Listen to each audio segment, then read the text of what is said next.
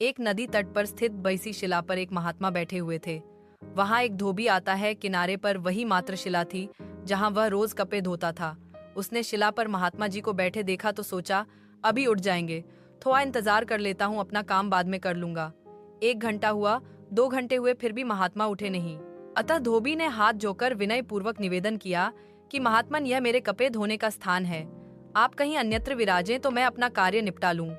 महात्मा जी वहां से उठकर थोड़ी दूर जाकर बैठ गए। धोबी ने कपड़े धोने शुरू किए। पछा पछा कर कपड़े धोने की क्रिया में कुछ छींटे उछलकर महात्मा जी पर गिरने लगे।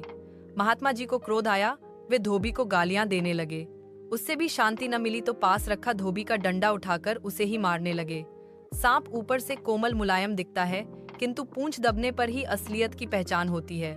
महात्मा को क्रोधित देख धोबी ने सोचा, अवश्य ही मुझसे कोई अपराध हुआ है। अतः वह हाथ जो कर महात्मा से माफी मांगने लगा।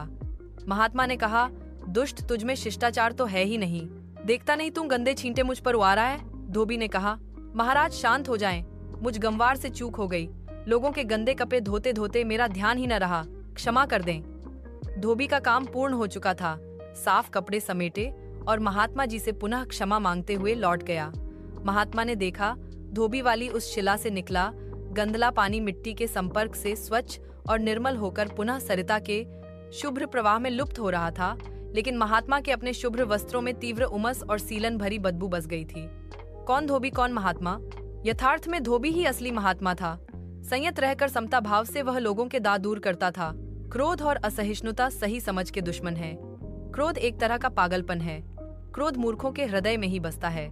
क्रोध वह तेजाब है जो किसी भी चीज जिस पर वह डाला जाए से ज्यादा उस पात्र को अधिक हानि पहुंचा सकता है जिसमें वह रखा है। क्रोध को पाले रखना गर्म कोयले को किसी और पर फेंकने की नियत से पकड़े रहने के समान है। इसमें आप ही जलते हैं। मूर्ख मनुष्य क्रोध को जोर शोर से प्रकट करता है, किंतु बुद्धिमान शांति से उसे वश में करता है। जब क्रोध आए तो उसके परिणाम पर विचार करो।